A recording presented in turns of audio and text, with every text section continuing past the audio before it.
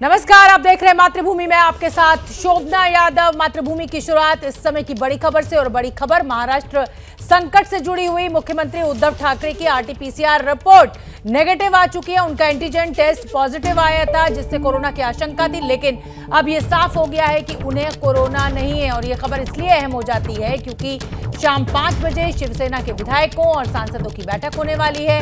उम्मीद जताई जा रही है कि इस बैठक में उद्धव ठाकरे अब शामिल हो पाएंगे। हम आपको बता दें कि महाराष्ट्र के राज्यपाल भगत सिंह कोश्यारी को भी कोरोना हुआ है और वो मुंबई के धीरूभाई अंबानी अस्पताल में इस समय भर्ती हैं। तो उद्धव ठाकरे की रिपोर्ट तो अब नेगेटिव आ चुकी है। 5 बजे उनकी बैठक होनी है अहम विधायकों और सांसदों के साथ। क्या उद्धव ठाकरे इस्तीफा दे देंगे? क्या उद्धव की सरकार गिर जाएगी? ये तमाम वो बड़े सवाल जो अभी भी उलझे हुए हैं। उधर एकनाथ शिंदे जो कि बागी हो गए हैं, वो दावा कर रहे हैं कि उनके साथ 46 विधायक हैं। और अब क्योंकि खबर आ गई है कि उद्धव ठाकरे को कोरोना नहीं है, उनकी आरटीपीसीआर रिपोर्ट नेगेटिव आ गई है, तो बैठक में वो हिस्सा ले पाएंगे। जितेंद्र दीक्षित ज्यादा जानकारी लिए हुए मुझसे जुड़ रहे हैं। जितेंद्र दीक्षित, ये तो अच्छी खबर है कि जो रिपोर्ट है आरटीपीसीआर वो उद्धव ठाकरे की नेगेटिव आ गई है, लेकिन मुश्किलें उद्धव ठाकरे के लिए कम होती हुई दिखाई नहीं दे रही हैं। 5 बजे जो बैठक होनी है, क्या कयास लगाए जा रहे हैं? क्या इस्तीफा हो सकता है? क्या सरकार गिर सकती है? क्या जानकारी? देखिए, 5 बजे की जो बैठक है उसके लिए विप के ज़रिए तमाम जो विधायक हैं, जो विधायक एकनाथ शिंदे के साथ गुवाहाटी में हैं और जो विधायक इस वक्त महाराष्ट्र में मौजूद हैं, मुंबई में मौजूद हैं, उन तमाम विधायकों को ये नोटिस दिया गया है कि 5 बजे की इस बैठक में आपको शामिल होना है। और अगर आप शामिल नहीं होते हैं तो ये माना जाएगा कि आप पार्टी छोड़ना चाहते हैं और फिर भारतीय संविधान में जो प्रावधान हैं कार्रवाई करने के, उस तरह से आपके खिलाफ कार्रवाई की जाएगी। तो जाहिर तौर पर यह मीटिंग काफ़ी अहम है और इस मीटिंग के बाद ही हमें ये पता चलेगा कि आखिर उद्धव ठाकरे क्या फैसला लेते हैं। वो इस मीटिंग के दौरान वो चर्चा भी करेंगे बाकी विधायकों से, उनकी राय भी जानेंगे और उसके बाद में कोई फैसला सुना सकते हैं कि वो इस्तीफा देंगे या फिर वो तैयार हो जाएंगे विधानसभा में विश्वास मत हासिल करने के लिए। और हम आपको बता दें कि महाराष्ट्र संकट से जुड़ी हुई इस समय की बड़ी खबर यह है कि आज शाम तक एकनाथ शिंदे विधानसभा अध्यक्ष को समर्थन वापसी की चिट्ठी भेज सकते हैं। शिंदे के पास 40 विधायकों का समर्थन वो कह रहे हैं, उनका दावा है, और वो अपने गुट को ही शिवसेना मानते हैं। शिवसेना के नेता के रूप में विधायकों के हस्ताक्षर वाली चिट्ठी एकनाथ शिंदे भेजेंगे। एकनाथ शिंदे ने 34 विधायकों की, माफ कीजिए, 34 विधायकों के हस्ताक्षर वाली चिट्ठी विधानसभा अध्यक्ष को भेजी है। अपने ही गुट को शिंदे असली शिवसेना कह रहे हैं, यानी 55 में से 34 विधायक जो हैं वो एकनाथ शिंदे के साथ हैं। उनके समर्थन की चिट्ठी भेजी गई है। शिंदे गुट ने अब नया चीफ विप बनाया है। भरत गोगावले को नया चीफ विप बनाया गया है। रौनक कुकड़े ज्यादा जानकारी लिए हुए जुड़ रहे हैं हमारे साथ। जितेंद्र दीक्षित जुड़ रहे हैं, मनोज्ञा लोईवाल असम से जुड़ रही हैं, गुवाहाटी से, जहां पर इस समय वो एकनाथ शिंदे के साथ जो बागी शिवसेना के विधायक हैं वो मौजूद है। अंकित गुप्ता मुंबई से जुड़ रहे हैं। रौनक कुकड़े, क्या अपडेट इस खबर को लेकर? जी देखिए शोभना, निश्चित तौर पर जो जानकारी हम दर्शकों को दे रहे हैं, एक बड़ा ही ट्विस्ट जो है वो देखने को मिल रहा है। एकनाथ शिंदे द्वारा थोड़ी देर पहले ट्वीट कर इस बात की जानकारी दी गई कि कल सूरत में 21 जून को जो विधायक वहां पर मौजूद थे, उनके मौजूदगी में शिवसेना विधायक दल की बैठक हुई, जिसमें एकनाथ शिंदे को पार्टी के विधायकों ने विधायक दल का नेता जो है वो चुना है और कंटिन्यू रखा है मुख्य तौर पर। और इस बैठक के बाद भरत गोगावले, जो कि महाराष्ट्र के कोकण इलाके से शिवसेना के सांसद है, विधायक है, माफ कीजिएगा, और एकनाथ शिंदे के बेहद करीबी है, उन्हें पार्टी का चीफ विप बनाया गया है। दरअसल ये घटना उस के बाद हुई है जब कल शिवसेना, माफ कीजिएगा, मुख्यमंत्री उद्धव ठाकरे के घर पर शिवसेना के विधायकों की बैठक बुलाई गई थी और इस बैठक में करीब 16 विधायक ही मौजूद थे। और इस विधायक की बैठक में एकनाथ शिंदे को पार्टी ने विधायक दल के नेता पद से हटा दिया था और उनकी जगह पर अजय चौधरी को बना दिया था। एकनाथ शिंदे ने इसी पर ऑब्जेक्शन उठाया है। उनका कहना है कि उद्धव ठाकरे के घर पर जो बैठक हुई थी पूरी तरीके से असंवैधानिक है, क्योंकि वहां पर केवल 16 ही विधायक मौजूद थे और जो विधानसभा के उपाध्यक्ष को चिट्ठी भेजी है शोभना, उसमें सबसे महत्वपूर्ण बात है कि 34 विधायकों के हस्ताक्षर है। ये देखना बहुत ही इंपॉर्टेंट हो जाएगा कि केवल 3 विधायकों की कमी इसमें दिख रही है। अगर 3 विधायक मिल जाते हैं, इनके हस्ताक्षर मिल जाती है, तो जो कहा जा रहा था कि एंटी डिफेक्शन लॉ अब इन विधायकों पर लागू नहीं होगा, और वो एक बड़ी कामयाबी जो है वो एकनाथ शिंदे को हासिल हो सकती है। जी, महाराष्ट्र के महासंकट के बीच इस वक्त आंकड़ों की अगर बात करें तो आंकड़ों के लिहाज से सबसे बड़ी तस्वीर देखना और समझना बेहद जरूरी है। तो हम आपको दिखाते हैं कि शिवसेना के 35 विधायकों के बागी होने के बाद के हालात क्या हैं। बगावत के बाद शिवसेना के पास 20 विधायक हैं, एनसीपी के 53 विधायक हैं, कांग्रेस के 44, इस तरह कुल मिलाकर 117 विधायक, यानी बहुमत के आंकड़े, जादुई आंकड़े से ये 27 विधायक कम है। 144 विधायक चाहिए बहुमत के लिए, तो उद्धव के पास जो आंकड़ा है वो मौजूद नहीं है। कुल मिलाकर 117 विधायक हैं, 27 विधायक जो है वो बहुमत से कम है, क्योंकि शिंदे के पास 35 विधायक हैं। अब एक दूसरा समीकरण भी समझना और देखना जरूरी है कि शिवसेना की सरकार के सामने संकट के बाद बीजेपी के लिए कैसे हालात अनुकूल बनते जा रहे हैं। बीजेपी की सरकार कैसे बन सकती है, इस आंकड़े को देखिए। बीजेपी के अपने विधायक हैं 106, शिवसेना के जो बागी विधायक हैं जो एकनाथ शिंदे के साथ हैं वो हैं 35, यानी वो बीजेपी के साथ खड़े हुए हैं। अन्य की बात करें तो 13 निर्दलियों का समर्थन है बीजेपी को। इस तरह बीजेपी की जो संख्या है, बीजेपी की जो ताकत है वो 154 विधायकों की है, जो कि बहुमत के आंकड़े से 10 ज्यादा है, यानी 144 से 10 का जो विधायकों का आंकड़ा है वो ज्यादा है। यानी कुल मिलाकर बीजेपी की बल्ले बल्ले एकनाथ शिंदे कह रहे हैं कि उनके पास 40 विधायक हैं, यानी 6 निर्दलीय हैं, कुल मिलाकर वो 46 का आंकड़ा दे रहे हैं।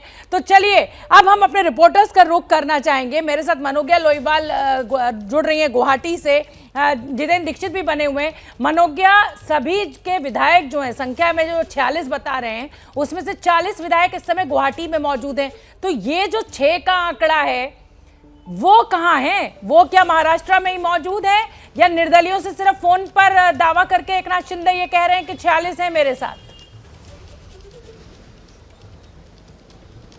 देखिए, आप जो कह रही हैं उसी को आंकड़ों में अगर समझें तो 34 बनाम 19 की लड़ाई हो गई है ये, क्योंकि अगर 34 विधायक की चिट्ठी कल जा चुकी है तो आज 36 की बात यहाँ पर मौजूदा है और 40 का दावा किया जा रहा है, लेकिन ये कहा जा रहा है कि हमारे पास 46 विधायक हैं। इस गणित में फंसने की जगह अगर हम राजनीति समझे तो 2019 की बात को दोबारा दोहराकर आइडियोलॉजिकल ट्रैक पर अब आगे ले जाया जा रहा है, ये कहकर कि जो आइडियोलॉजिकल डिफरेंसेस थे, जो मतभेद थे, वो इतने ज्यादा हो गए थे कि अब साथ में रहना संभव नहीं है। इसलिए आंकड़ों तक पहुंचना और इस समीकरण को सही पहचाना, सही करना बहुत ज्यादा जरूरी हो चुका है। एकनाथ शिंदे ये बखूबी जानते हैं, इसलिए कागजी कार्रवाई के नाम पर वो तुम डाल डाल हम पात पात कर रहे हैं।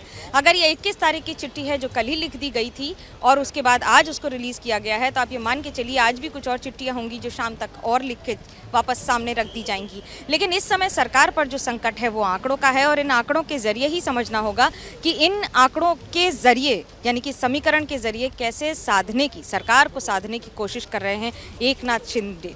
इस समय जितने विधायकों की बात कर रहे हैं 36 सुबह थे और उसके बाद और आने की बात है, और 46 का दावा उन्होंने एबीपी न्यूज़ पर ठोक दिया है ये कहकर कि हमारे पास 46 विधायक हैं और हम ये आंकड़े आपको दिखाएंगे। अगर ऐसा होता है जिसमें 7 निर्दलीय हैं तो ये अपना जादुई आंकड़ा, यानी कि एंटी डिफेक्शन लॉ से बचने का रास्ता निकाल चुके हैं। अगर ऐसा होता है तो ये भी शाम तक, यानी कि कल के अंदर पूरी क्लियर हो जाएगा। और आपके पीछे जो तस्वीरें मैं देख रही हूँ, पुलिस बल दिखाई दे रहा है, होटल के अंदर ये विधायक मौजूद हैं, पहरा ऐसे कि मानिए कि मतलब जिसको कहा जाए कि कोई घुस ही नहीं सकता है, कोई मिल ही नहीं सकता है। पूरी सुरक्षा पुख्ता रूप से इंश्योर की गई है। अंकित गुप्ता का मैं रुख करना चाहूंगी। अंकित गुप्ता, वहां तो वो होटल में है सारे विधायक, आंकड़ों का खेल भी चल रहा है, लेकिन अगर मुंबई की बात करें तो मुंबई में एकदम चुप्पी दिखाई दे रही है इस समय।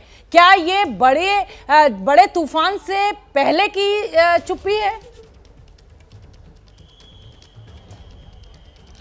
शोभना, चुप्पी तो नहीं कहूंगा, लेकिन इतनी ज्यादा उथल पुथल चल रही है कि किसी को कुछ समझ में नहीं आ रहा, और खास तौर पर जो नेता शिवसेना से जुड़े हुए हैं उनके लिए अगर ये कहा जाए तो कहना बिल्कुल सही होगा, क्योंकि एक के बाद एक बयान भी बदल रहे हैं। अगर हम सिर्फ संजय राउत की बात करते हैं जो शिवसेना के एक बड़े चेहरे के तौर पर सामने आए हैं इस पूरी क्राइसिस के दौरान भी, तो उनका जो कल का बयान था और आज का बयान उसमें भी फर्क है। कल वो जो है लगातार एक तरीके से हमलावर थे एकनाथ शिंदे पर, लेकिन आज ऐसा नहीं है। आज कह रहे हैं कि नहीं, हमारे शिव सैनिक हैं वो सारे और सब लोग एक साथ आ जाएंगे। लेकिन सबसे महत्वपूर्ण क्या हो गया है? सबसे महत्वपूर्ण यह हो गया है कि एकनाथ शिंदे ने उद्धव ठाकरे जो कि पार्टी के सबसे बड़े नेता थे, मुख्यमंत्री हैं, उनको विधायक दल के नेता के तौर पर ही उनकी अगर मान्यता खत्म कर दी है तो निश्चित तौर पर ये अपने आप में दिखाता है कि एकनाथ शिंदे साफ तौर पर अब शिवसेना पर अपना कब्जा जो है बता रहे हैं। और दूसरी तरफ जिसका भी आपने जिक्र किया ना कि 34-35 विधायक अगर ऑलरेडी चिट्ठी पर जो दस्तखत कर चुके हैं, तो आज अगर ये आंकड़ा बढ़ता है तो क्या वो 37 के पार होगा? अगर 37 के पार है तब तो फिर एंटी डिफेक्शन लॉ यानी कि दल बदल कानून भी लागू नहीं होता। इसका क्या मतलब होगा? इसका मतलब ये होगा कि ये जो शिवसेना उद्धव ठाकरे की शिवसेना है वो यहां पर इन लोगों के खिलाफ किसी तरीके की कोई कार्रवाई नहीं कर पाएगी, इन लोगों को कोई आदेश नहीं दे पाएगी और इन लोगों की बर्खास्तगी की मांग भी नहीं कर पाएगी। और अगर ऐसा होता है तो ये एक बहुत बड़ा झटका होगा। क्यों? क्योंकि इसके बाद में ये जो एकनाथ शिंदे वाली शिवसेना जिसको भी हम कह सकते हैं जो एक जो गुट है वो शिवसेना के ऊपर भी अपना दावा ठोक सकता है। बिल्कुल, और चुनाव चिन्ह की लड़ाई फिर ये तो देखिए अब आगे की बात है। जितेंद्र दीक्षित का मैं रुख करना चाहूंगी। जितेंद्र दीक्षित 5 बजे उद्धव ठाकरे जो है वो बैठक बुला रहे हैं, विप जारी कर दिया गया है। उधर एकनाथ शिंदे ने अपना ही एक नया विप चीफ विप को अपॉइंट कर दिया और नया विप जारी कर दिया है। अब स्थिति को कैसे समझें और टेक्निकली अगर देखें तो अब आगे क्या? देखिए, इसमें अगर टेक्निकली देखा जाए तो ये पूरी बात होगी कि विधानसभा में आधिकारिक तौर पर शिवसेना पार्टी कौन सी है। देखिए, जब ये सरकार बनी थी उस दौरान एकनाथ शिंदे को विधायक दल का नेता चुना गया था और शिवसेना के जो तमाम विधायक थे उनके वो मुखिया थे। लेकिन अब पार्टी एक तरह से दोफाड़ हो गई है और एकनाथ शिंदे अपने साथ बागी विधायकों को लेकर चले गए हैं गुवाहाटी में। अब ऐसे में उनका ये दावा है, वो ये जताने की कोशिश कर रहे हैं, आज जिस तरह से उन्होंने गठ नेता नियुक्त किया तो उनकी तरफ से ये कहा जा रहा है कि असली शिवसेना जो है उनके साथ ही है।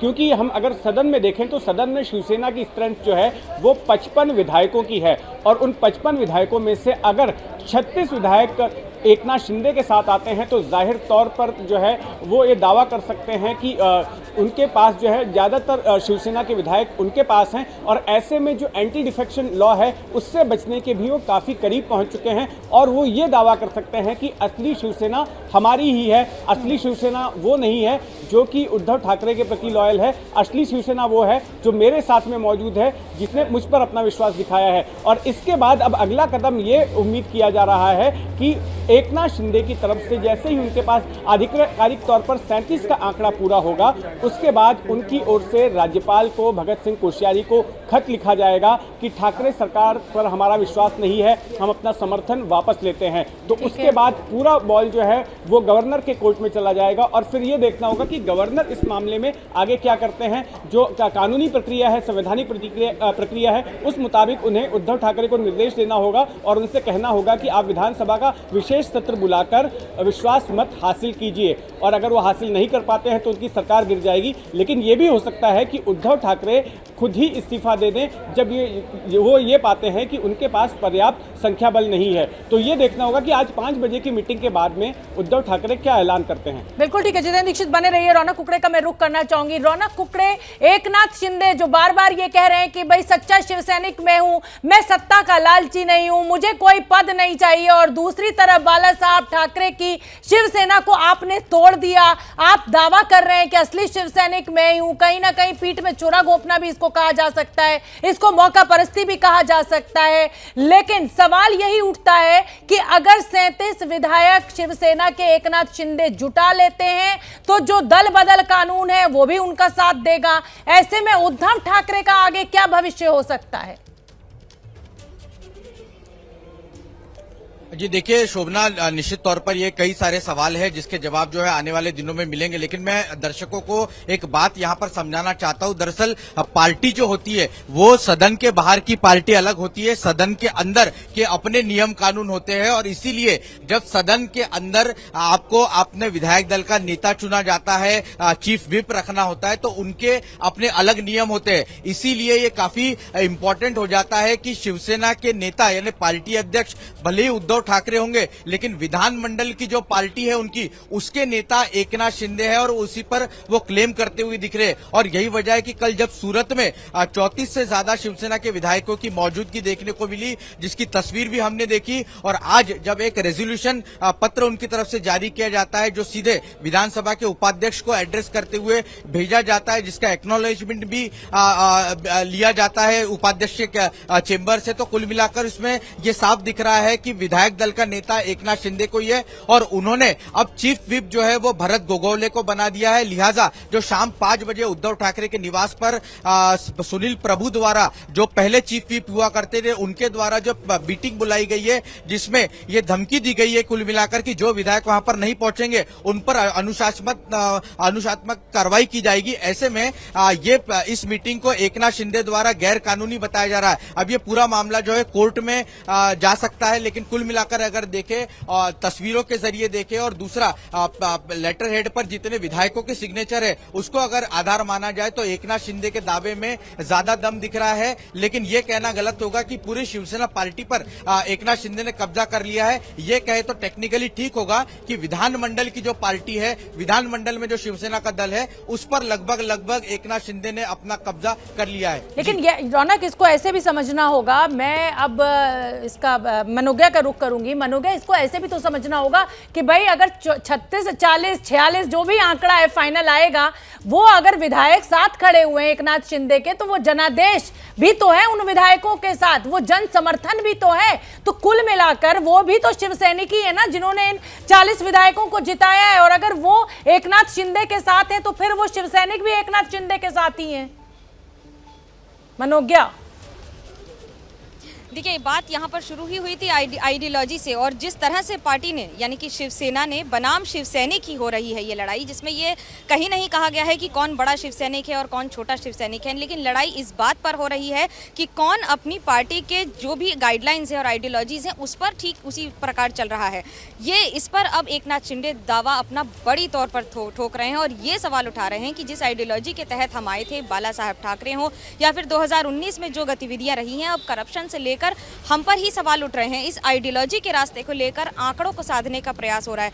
और शोभना, जो आप कह रही हैं कि आंकड़ों की बात, ये आंकड़े तब जरूरी हो जाते हैं जब विधानमंडल में अपनी सत्ता परीक्षण को वहां पर स्थापित करके पूरी तरह से सफल होना होता है, जो कि होने की पूरी तैयारी की जा रही है। दूध का जला छाछ भी फूंक के पीता है, और कुछ उसी तरह से बीजेपी और ये शिवसैनिक जो अब बिफर कर शिवसेना की ही अलग राह पर चल रहे हैं, वो पूरी तरह से उसको साम दाम दंड भेद एक साथ लगाकर सफलता की ओर आगे बढ़ने की कोशिश कर रहे हैं, जिसकी वजह से संकट में है उद्धव सरकार। बिल्कुल ठीक है जितेंद्र दीक्षित, उद्धव ठाकरे के लिए ये बहुत बड़ा सेटबैक, कहां तो रश्मि भाभी कह रहे हैं एकनाथ शिंदे, और कहां उद्धव कोई कुर्सी से उतारने की तैयारी कर ली, और सिर्फ कुर्सी से नहीं उतार रहे हैं बल्कि पूरी की पूरी शिवसेना पर कब्जे का दावा भी ठोक रहे हैं। ऐसे में उद्धव के भविष्य को लेकर जो मैं रौनक कुकड़े से भी कह रही थी, इसको हम कैसे समझे, कैसे देखें और कैसे आकलन करें इसका?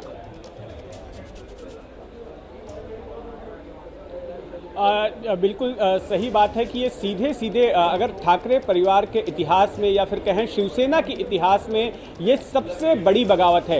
इसके पहले भी शिवसेना में बगावतें हुई हैं। 1991 में छगन भुजबल ने बगावत की थी, उसके बाद नारायण राणे ने 2004-05 में बगावत की, राज ठाकरे ने बगावत की, लेकिन कभी भी पार्टी की ताकत पर उसका इतना असर नहीं पड़ा। शिवसेना कहीं से कमज़ोर पड़ती नजर नहीं आई, लेकिन ये पहली बार है कि इतनी बड़ी बगावत जो है शिवसेना देख रही है, और इसमें साफ तौर पर शिवसेना की ताकत कमजोर होते हुए नजर आ रही है, क्योंकि बड़े पैमाने पर विधायक वो छोड़कर जा रहे हैं, वो एकनाथ शिंदे के साथ हो रहे हैं। और शिवसेना सिर्फ मुंबई भर की पार्टी बनती नजर आ रही है, क्योंकि ज़्यादातर बागी विधायक जो एकनाथ शिंदे के साथ गए हैं वो मुंबई से बाहर के हैं, ठाणे जिले के हैं, पालघर के हैं, विदर्भ के हैं, मराठवाड़ा के हैं, इन जैसे इलाकों के हैं। तो एक जो पैन महाराष्ट्र पार्टी शिवसेना बनना चाहती थी, अब वैसा नहीं है। शिवसेना मुंबई तक सिमटती नजर आ रही है। बिल्कुल ठीक है। जितेंद्र दीक्षित, मनोज्ञा, अंकित और रौनक, आप सभी बने रहिए क्योंकि सब हमारे रिपोर्टर्स इस समय फील्ड में मौजूद है। महाराष्ट्र की सियासत में जो भूकंप आया हुआ है उस पर पल पल का सबसे पहला अपडेट एबीपी न्यूज पर हम आपको दिखा रहे हैं। और आज दोपहर उद्धव ठाकरे ने कैबिनेट की बैठक बुलाई थी, ये अपडेट हम आपको बताना चाहते हैं, जिसमें 3 मंत्री नहीं पहुंचे थे। ये 3 वो चेहरे हैं जो कैबिनेट की बैठक में हिस्सा लेने नहीं पहुंचे, एकनाथ शिंदे, गुलाबराव पाटिल और संदीपान भुमरे। जबकि पार्टी ने एक चिट्ठी भी जारी की थी कि बैठक में नहीं आने वालों की सदस्यता जा सकती है। तो आप जानते हैं इन तीनों चेहरों को। और एकनाथ शिंदे ने 36 विधायकों की जो साइन चिट्ठी है वो भी स्पीकर को भेज दी है। उद्धव सरकार पर संकट के पीछे शिवसेना बीजेपी को जिम्मेदार मान रही है और मुंबई की सड़कों पर दोनों पार्टियों के बीच पोस्टर के जरिए वॉर भी दिखने लगा है। यानी मुंबई में बीजेपी दफ्तर के बाहर जितने भी बड़े बड़े पोस्टर्स लगे थे उन सबको बीएमसी कर्मचारियों ने हटा तो लिया। इन पोस्टर्स पर प्रधानमंत्री मोदी और जेपी नड्डा से लेकर स्थानीय नेताओं की तस्वीरें थी। एक एक करके सबको हटाकर जमीन पर जमा कर दिया गया। रौनक कुकड़े का मैं रुख करना चाहूंगी, कोई बड़ी खबर रौनक कुकड़े के पास है? रौनक, अपडेट दीजिए।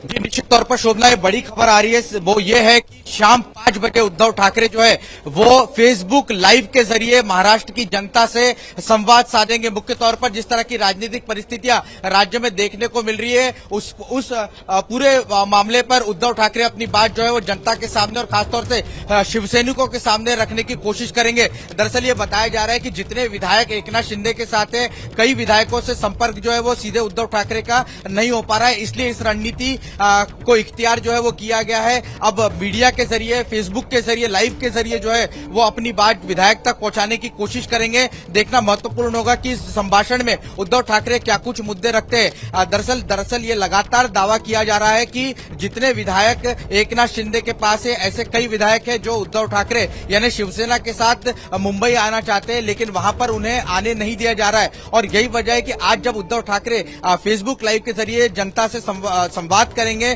तो क्या कुछ मुद्दे और क्या कुछ बातें वो अपनी रखते हैं, किस तरह से सेंट्रल एजेंसीज का इस्तेमाल कर शिवसेना को खत्म करने की कोशिश की जा रही है। जो लगातार ये बात शिवसेना के नेता और खुद मुख्यमंत्री उद्धव ठाकरे अलग अलग मंच से करते रहे हैं, क्या वो मुद्दे को भी आज वो उठाएंगे? ये कई ऐसे सवाल है जिस तो सभी की निगाहें टिकी होगी। और दूसरा बड़ा महत्वपूर्ण सवाल कि आज जब विधायकों की बैठक 5 बजे बुलाई गई है, अगर जितनी संख्या वो एक्सपेक्ट कर रहे हैं उतनी संख्या में विधायक वहां पर नहीं पहुंचते तो क्या आज मुख्यमंत्री फेसबुक लाइव के जरिए कोई बड़ा ऐलान कर सकते हैं? क्या वो अपने इस्तीफे का ऐलान कर सकते हैं? ऐसे कई सवाल है जिसका जवाब शाम 5 बजे के बाद जो है वो उद्धव ठाकरे के जरिए मिल सकता है। बिल्कुल रौनक कुकड़े, मुझे इस्तीफे की जो कहा जाए संभावना है वो थोड़ी कम लगती है, क्योंकि फेसबुक लाइव के जरिए मुझे नहीं लगता कि एक प्रदेश का मुख्यमंत्री इस तरीके का कदम उठाएगा। इस्तीफा देना भी होगा तो स्पीकर को या गवर्नर को भेजा जाएगा। और अब मैं रुख करना चाहूंगी मनोज्ञा लोईवाल का। मनोज्ञा, रौनक कुकड़े ने बड़ी खबर दी और बड़ी खबर यह है कि फेसबुक लाइव के जरिए उद्धव ठाकरे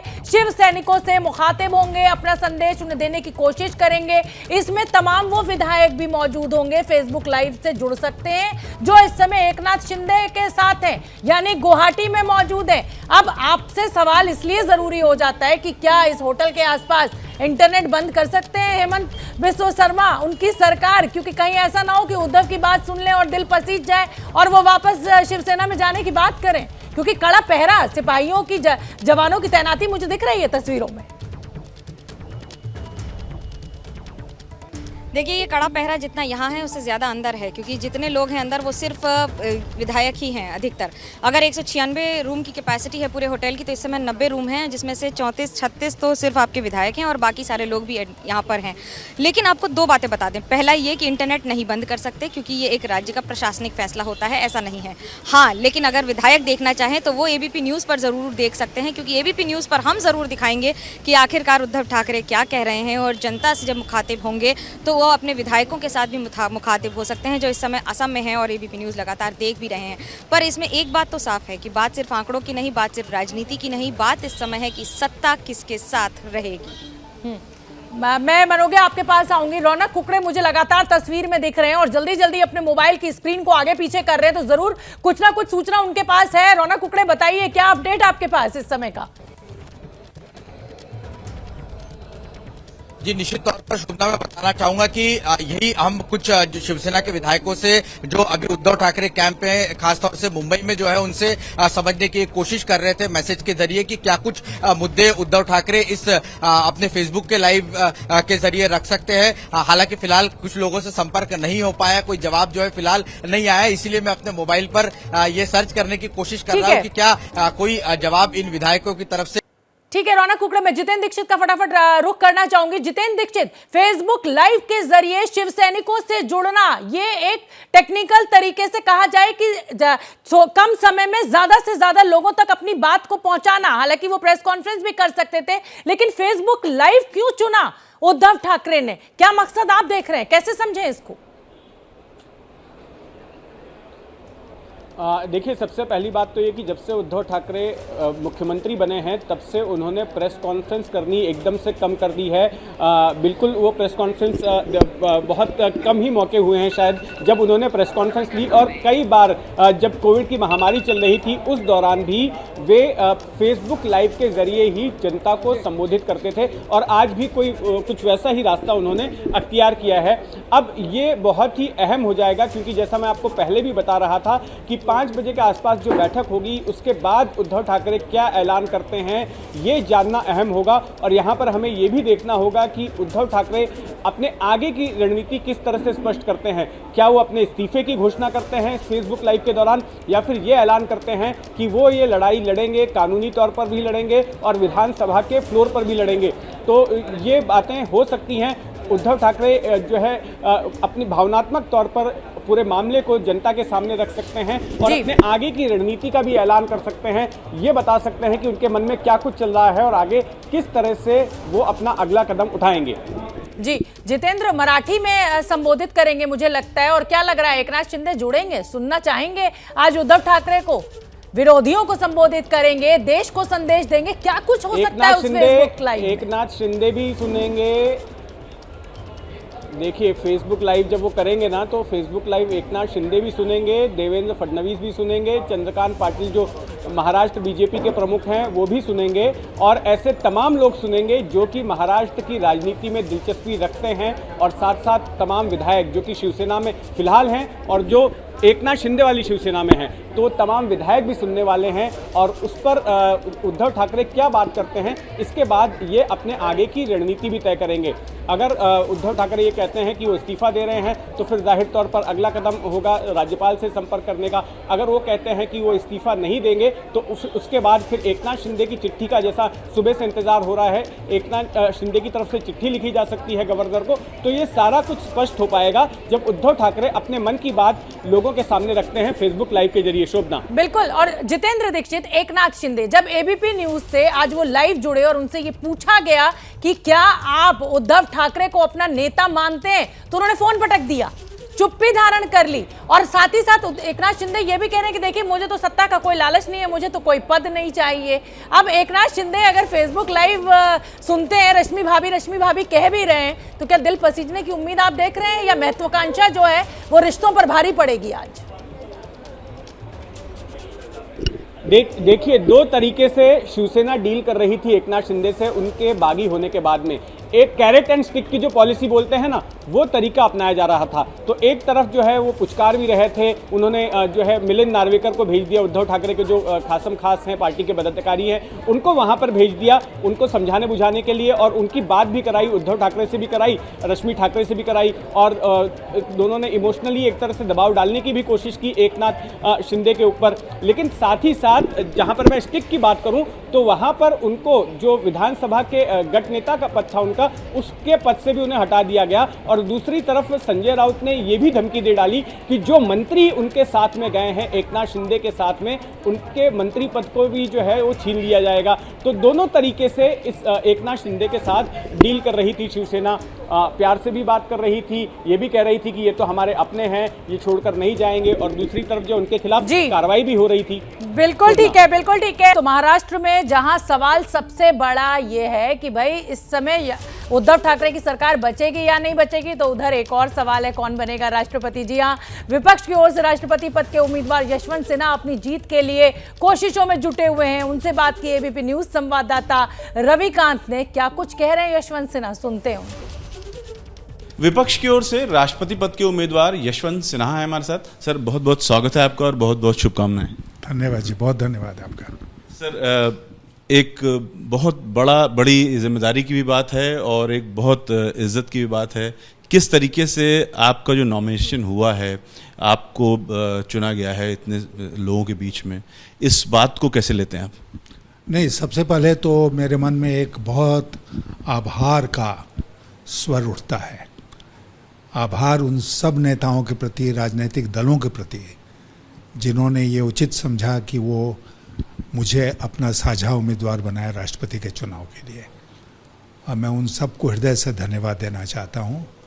मैंने इसकी दूर दूर तक कल्पना नहीं की थी कि वो मेरे नाम के ऊपर विचार करेंगे और सहमति बनाएंगे, तो ये हुआ। ये सिर्फ संघर्ष रहेगा या जीत भी हासिल होगी, क्या लगता है आपको? नहीं, चुनाव में जब आदमी उतरता है तो जीत के लिए ही उतरता है। मैं भी जीत की ख्वाहिश मन में लेकर ही उतरा हूँ। क्या जेडीयू से कोई बात हुई है? जेडीयू आपके साथ? कुछ आपने जैसा कहा कि कुछ ऐसे वोट बैंक्स हैं जिसको बीजेपी भी अपनी तरफ करना चाहती है और हम लोग भी अपनी तरफ करना चाहते हैं।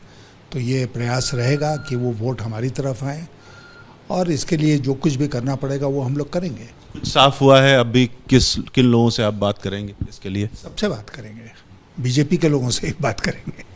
हाँ। जेडीयू से कोई बात हुई है? अभी नहीं हुई है, होगी। तो फाइनली आप चूंकि राष्ट्रपति पद के कैंडिडेट हैं, तो जनता से आपने एक बड़ी बात कही कि जनता इसमें प्रत्यक्ष शामिल नहीं है, फिर भी जनता अपने नेताओं पर दबाव बनाएगी।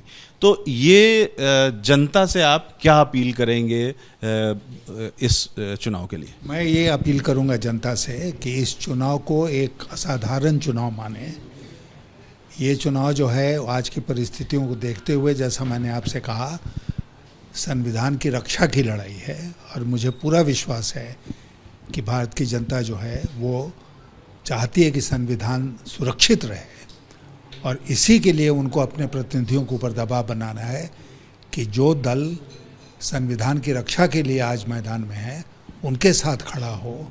और मुख्य रूप से ये जिम्मेदारी जो है वो भारत के राष्ट्रपति के कंधे पर होती है कि वो संविधान की रक्षा करें। इसलिए ज़रूरी है कि राष्ट्रपति भवन में कोई रबर स्टैंप नहीं जाए। यही मैं पूछना चाहूँगा कि आपको क्या लगता है कि पूरा विपक्ष आपके नाम पर सहमत क्यों हुआ? नहीं, विपक्ष, मैं मानता हूँ कि विपक्ष सही की सोच सही है, सही दिशा में वो लोग सोच रहे हैं और मैं एक प्रतीक हूँ उसका। I am just a symbol. तो विपक्ष की उस लड़ाई को लड़ने में मैं कंधे से कंधा मिलाकर उनके साथ खड़ा रहूँगा।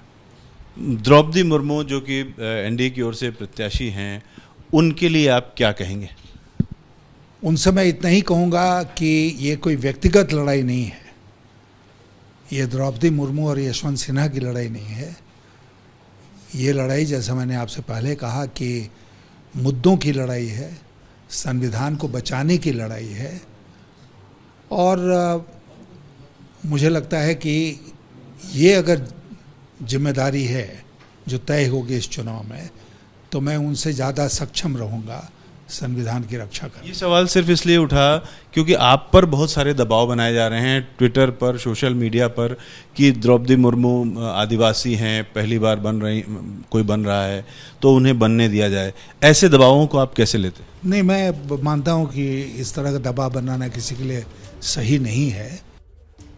तो आपने यशवंत सिन्हा को सुना और यशवंत सिन्हा को जीत की उम्मीद है, लेकिन उनकी पत्नी नीलिमा सिन्हा का कुछ और ही कहना है।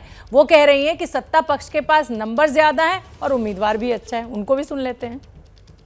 राष्ट्रपति पद का उम्मीदवार घोषित होने के बाद पहली बार यशवंत सिन्हा घर से निकले हैं और उनकी पत्नी हमारे साथ हैं। मैडम, धन्यवाद देना चाहेंगी, क्या फीलिंग है इस समय आपकी? फीलिंग तो खुशी की है, लेकिन मुश्किल भी है, वो तो जानते हैं मुश्किल है। इसलिए खैर जो भी होगा, भगवान जो करेगा ठीक होगा। कैसा सफ़र आप देखती हैं सर का कि उन्होंने मंत्री पद की भी परवाह नहीं की और लगातार अपनी बात कहते रहे, वो कभी रुके नहीं अपनी बात कहने से? हाँ, साफ बोलने वाले व्यक्ति हैं। जो कुछ उनको ठीक नहीं लगता है उसको साफ बोल देंगे और जो ठीक लगता है उसको नहीं कुछ बोलेंगे। मतलब जो ठीक बात होती है वही करते हैं कॉन्स्टिट्यूशन के अकॉर्डिंगली। इसीलिए उनके विचार थोड़े कभी कभी स्ट्रांग हो जाते हैं। आपको क्या लगता है कि उनके मन में क्या है, वो क्या चाहते हैं? नहीं, वो चाहते हैं कि देश हम लोगों का आगे बढ़े, अच्छा करे, सब लोग खुश रहें, सब जो लोगों यहाँ के लोग हैं, आम जनता है, वो खुश रहे। उनके लिए जो अच्छा चीज़ हो वही काम होए देश में, देश प्रगति करे सब। इस वक्त आपको कितनी उम्मीद है कि वो राष्ट्रपति बनेंगे? उम्मीद तो कोई खास नहीं है, क्योंकि जानते हैं मेजॉरिटी तो बीजेपी के साथ है, इसलिए। और फिर कैंडिडेट भी उन्होंने बहुत अच्छा चुना है, इसलिए थोड़ा मतलब कोई खास उम्मीद नहीं है।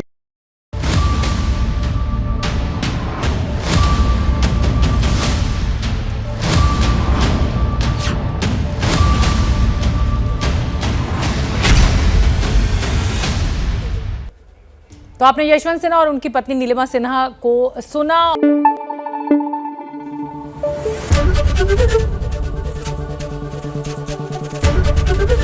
एबीपी न्यूज आपको रखे आगे।